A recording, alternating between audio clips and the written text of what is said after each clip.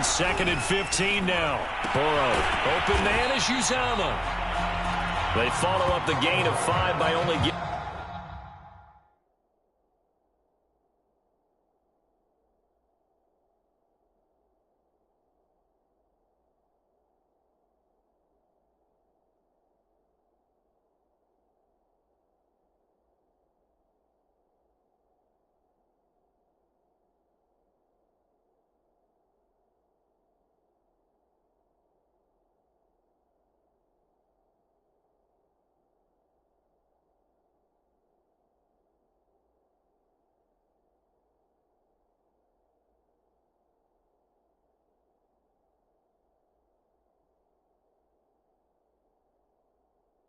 One there on 2nd down.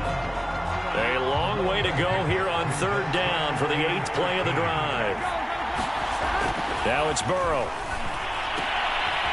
That's caught by his tight end, Uzomah. 2 yards is all they'll get on the completion. It's 4th down. And let's face it, you can put any Halloween costume on him. You're not going to be able to disguise him because for a tight end of his size, difficult to sneak him anywhere, but that's what they tried to do. Lined up on his right, tried to work his way back to his left, but just a minimal gain as the defense was able to react quickly. And now this is going to be close. The defense says they stopped him, and they did. Boy, a real head-scratcher there. And this 10-play drive winds up yielding nothing.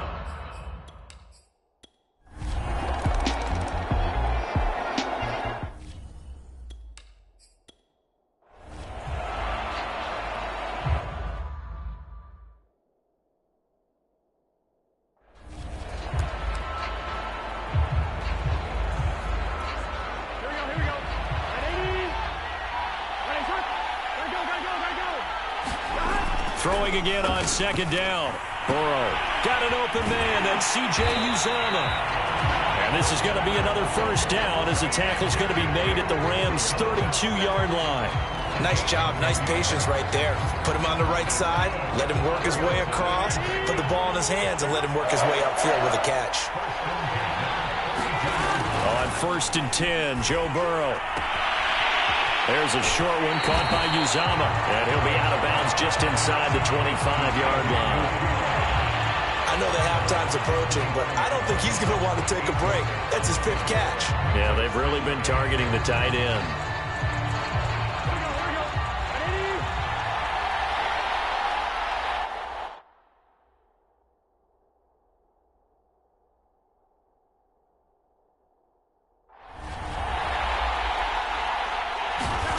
Looking to throw again on 2nd down. Burrow, there's a short one caught by Uzomah. It'll be a gain of just a yard, and that's going to make it 3rd down and less than a yard. And Burrow going to throw again. There's a short one caught by Uzomah. The completion there winds up a wash, and it'll bring up 4th down. Excuse my snarkiness here, but isn't the idea of completing a pass supposed to mean you get downfield and gain yards? Especially on 3rd down. Yeah, that one. How about the defense? Figured that one out in a big way. Yeah, they completed it all right and lost yardage. Complete to his tight end Sample. And he will have the first before he's brought down right on the chalk of the 20. And that's a big pickup of a 1st down. And you know that all week, both sides of the ball, offense and defense, are going through every situation. And in this case, the offensive guys had the right play dialed up because defensively, you work on 4th down situations as well. And deflating for the defense. They can't get the stop here. Again, it's Burrow on 2nd and 10. Firing quickly here, and that's complete. And he will reach the 8-yard line before going out. A first chance in the red zone for the Bengals now. This is 1st and goal from about the 8. Now it's Burrow. And that is incomplete. He couldn't hold on through the contact. Brings up 2nd down. Nothing on 1st down, so the ball remains at the 8-yard line. 2nd and goal. Quick hitter here. It's complete. No gain that time on the completion, and it'll be 3rd down. 3rd and goal, a big play in this Super Bowl. Again, it's Burrow. Firing quickly here, and that's complete. A 4-yard pickup, not enough. 4th down. Well, the coverage was tight that time. They allowed the pass underneath to him, but they rallied to him pretty fast, too. Converged on him and got him down. That'll bring up 4th down. McPherson's kick is good. And they are on the board, but still trailing. It's 7-3.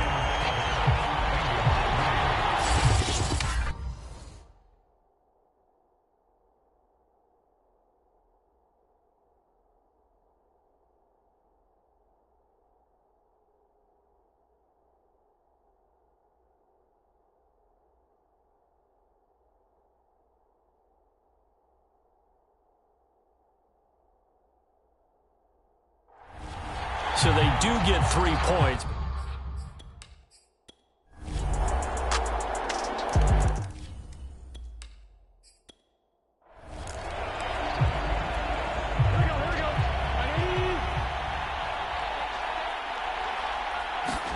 Now Burrow. There's a short one caught by Uzama. 13 yards there, offset some of the penalty yardage as it's 2nd down. Here's a 2nd and 2 now from the 33. Here's Burrow setting up to throw it. There's a short one caught by Uzama. That was a route run not just with dexterity, but with intelligence. Found the hole in the zone, made sure the quarterback saw him, and was able to make the sure catch and put the down marker back to 1. And a little floater there is incomplete. Tight end.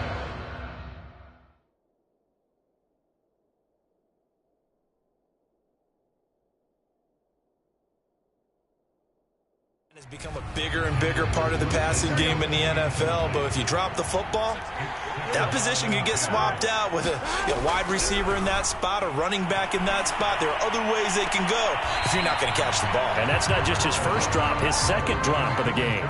That is the first time that they've targeted him that he has not come down with a catch. He's caught everything that's been thrown his way, a dominant pass receiver that can break down any defense, because when he's doing that kind of work, it really hurts you on the back end. And even though it's an incompletion there, I think they're going back to that well. And that's going to be incomplete. The contact there enough to jar that ball free, and it brings up...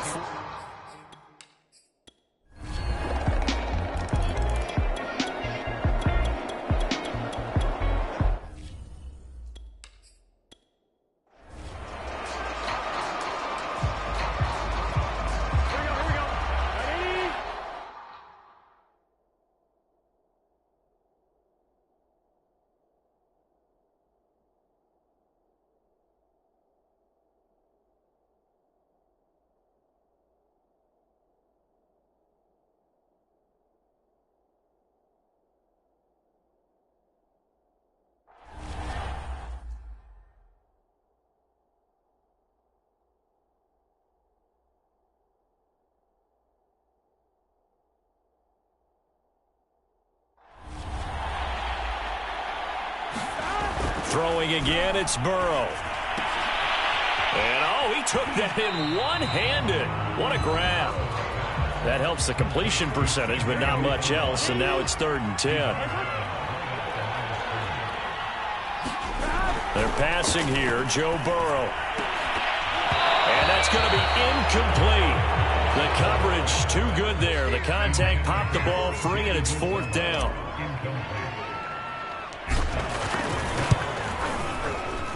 And that is not going to get there. Oh, he missed it short.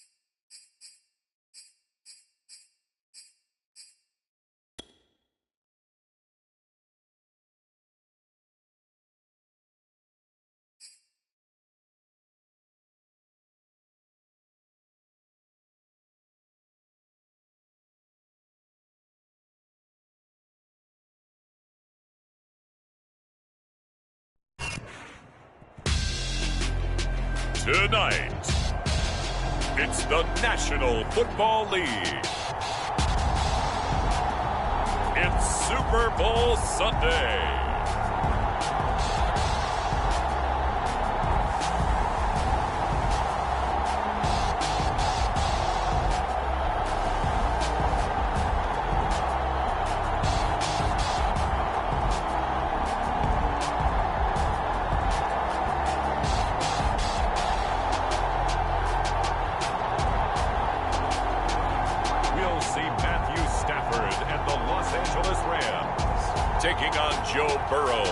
Cincinnati Bengals. So much has happened since the Super Bowl was last in this part of the U.S. in the early 90s. The Rams and Chargers have both returned to L.A., and they've constructed this incredible new palace for football, SoFi Stadium in Inglewood. And it will be the scene tonight for Super Bowl 56. And what a matchup we have. Tonight, it's all on the line. We play for the Lombardi Trophy, as it'll be the AFC champions Cincinnati Bengals taking on the NFC champions, the Los Angeles Rams. Brandon Gaudin joined by my good friend Charles Davis. And Charles, it was maybe the most unlikely Super Bowl run we've seen in a long time. What a story. The Bengals had not won a playoff game since January of 1991. 4-11-1 last year, 2-14 the season before that. Bottom line, though, here they are, the AFC champs. And Brandon, this is one of the more remarkable turnarounds in NFL history in recent years. In fact, most of the guys on this team weren't even born the last time they won a playoff game. Although, not that long ago, they had a stretch where they were in the playoffs seemingly every year, but couldn't win a playoff game. Now they've gotten that done. They're back in the Super Bowl. Remember, 2 Super Bowl appearances in their history. Number 16 and 23. Unfortunately, both times they ran into Joe Montana and the San Francisco.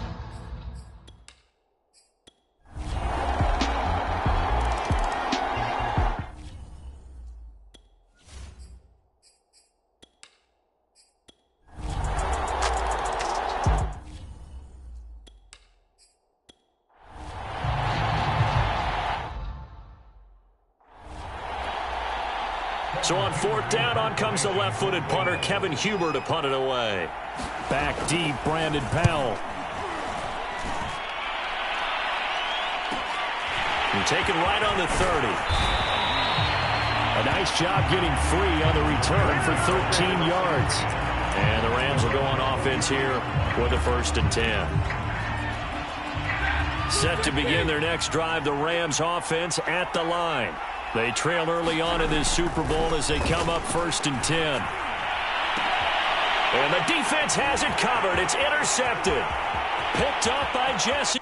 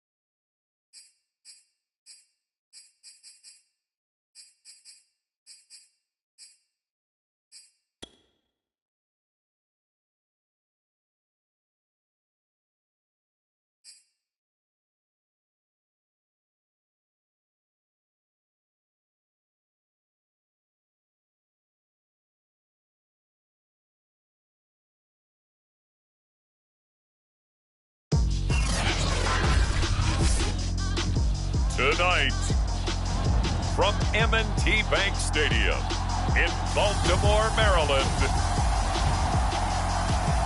it's a special prime time edition of the NFL on EA Sports.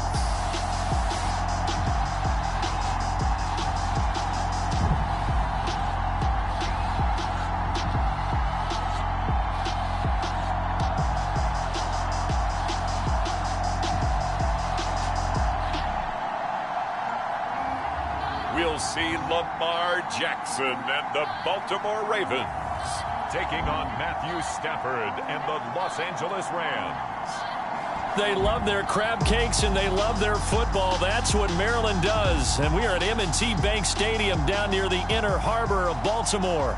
Here's a scene a short time ago. The Ravens introduced to this sellout crowd, and through a sea of pyrotechnics, out they...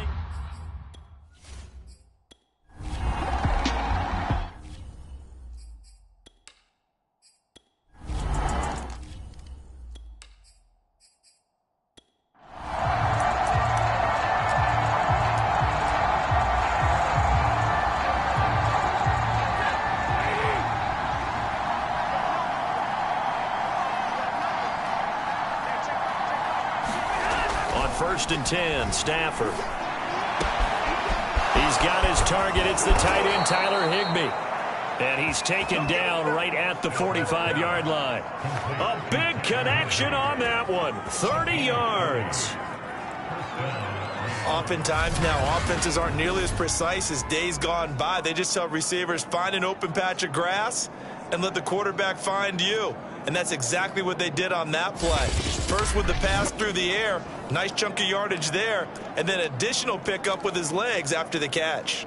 So the big play moves him all the way across midfield. It's first and 10 from the 45. Now it's Stafford. Gets this into the hands of the tight end, Higbee.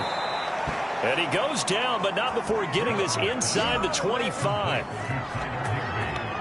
Brandon, unless my eyes deceive me, I think they found a matchup that they're trying to exploit here, don't you? I mean, it's the second time they've gone to him here on this drive. Yeah, opening drive. It's a tone setter, right? I think they're going to be looking his way a lot. Yeah, and I think that the way things are going right now, they like him as a featured receiver.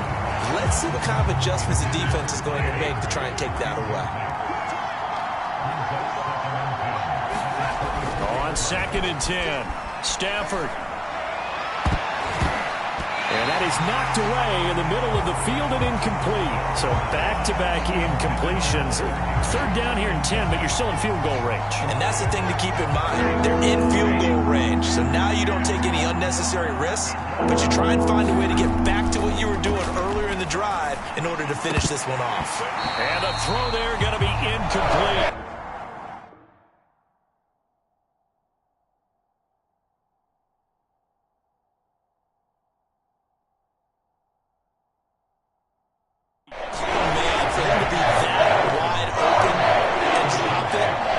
Sometimes you have just too much time on your hands, right? You end up thinking way too much, and your hands get shaky. And yes, he's a tight end, but that's a catch he should have made.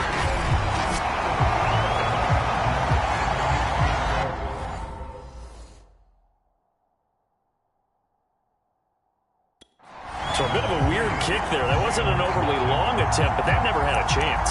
You almost wonder if he might have maybe got that one on the laces because...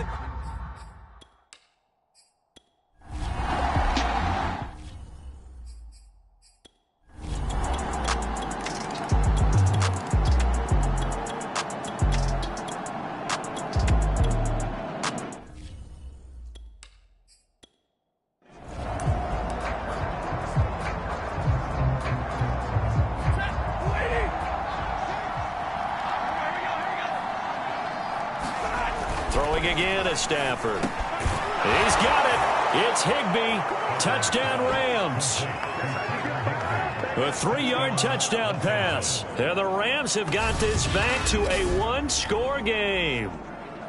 You get down near the goal line, this is where having a sure-handed tight end becomes a luxury, and it pays off big time, especially when the defense sells out against the run, and he finds himself open for an easy touchdown. Matt Gay on for the extra point. And they're back within a field goal. It's 10-7 now. So that one a pretty time-consuming 10-play drive. And it winds up with a touchdown for Los Angeles.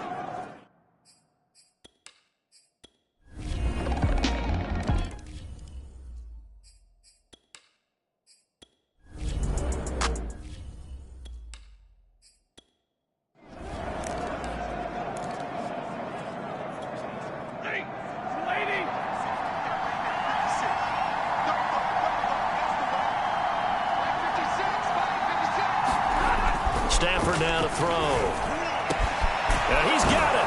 And he couldn't quite get there. Tackled down at the 1. Well, he does have 1 touchdown in the game already, and while this one won't go for 6, it's enough to get him first and goal. But you and I both know he's going to be a little upset he didn't cross the goal line for a second time in this one. Might want the ball here on the next play. Now a throw to the end zone on first down, but it winds up incomplete. To this point, I've been impressed with the work defensively. They have not allowed a lot of receivers to run free. And there's another example, another incompletion. He's got it. It's Higbee. Touchdown Rams. Tyler Higbee with his second touchdown here in this first half. And the Rams have tied the game with the extra point to come. CD for them. This has just been an offensive explosion here in the second quarter. Yeah, held scoreless in the first quarter. Now they find the end zone again here in the second. Sometimes you just have to have some patience. A lot of people think it's always an adjustment. You have to change what you're doing. Sometimes you just have to do your game plan just a little bit better. And I think that's part of what we're seeing here.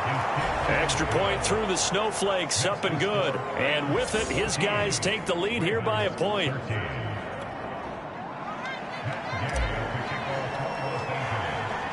Following the touchdown, here's Gay to kick it away. And they're going to mark that where it went out of bounds. So really good starting field position up past the 40-yard line. And that drives coaches insane, doesn't it? When they see that happen, it's just...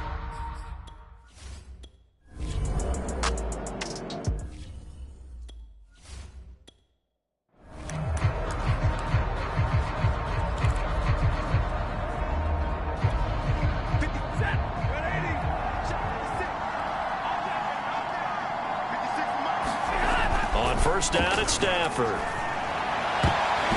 high throw there as this is knocked away, down to the ground and incomplete. The Rams going to be forced to use their third and final timeout as they'll stop it with a little over 30 seconds to go in the first half of play.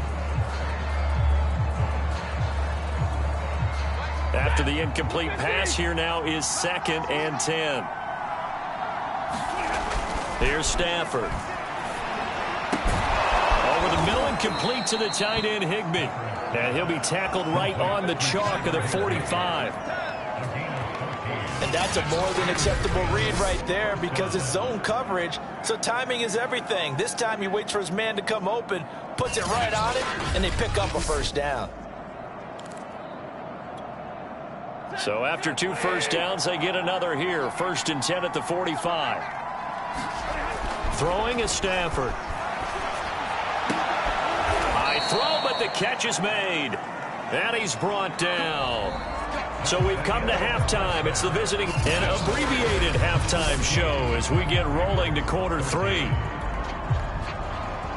Not too many breaks ahead according to the radar. More snow on the horizon as we are back underway in half number 2.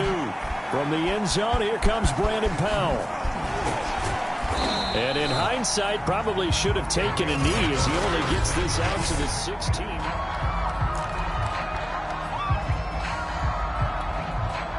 Set to begin their next drive, the Rams offense at the line. And Charles, they've got the lead. Put your coaching hat on here now. What's the game plan for the second half? I think getting the running game going a little bit more because I thought in the first half they didn't get it moving the way that they would like. They had success throwing it. But I think these first couple of drives, they'll want to get those running backs going and give them more opportunities. And I will guarantee you that those guys were lobbying for them in the locker room at halftime. This has certainly been a physical game so far. Limited scoring opportunities for both sides. And there's another chance that goes unfulfilled. An important play right here, 3rd and 10. And I would expect pressure here. And that will be incomplete. So it would appear they will not be able to add to their lead on this opening drive of the second half. Yeah, if another touchdown is scored there, now we're talking about a 2-score game, and they're probably on their way of creating an excellent gap between them and their pursuers. But how about the defense there, able to step up and keep themselves in this one? Yeah, that is incomplete, but there is a flag. And on 4th down, this is a big call. So a big chunk of yardage will be marked off there for that PI call. And now you know why receivers and the guys throwing the ball, they like to collaborate and just heave it up sometimes, because you can get these types of calls that go against the defense, pass interference, and they gain over 30 yards of your...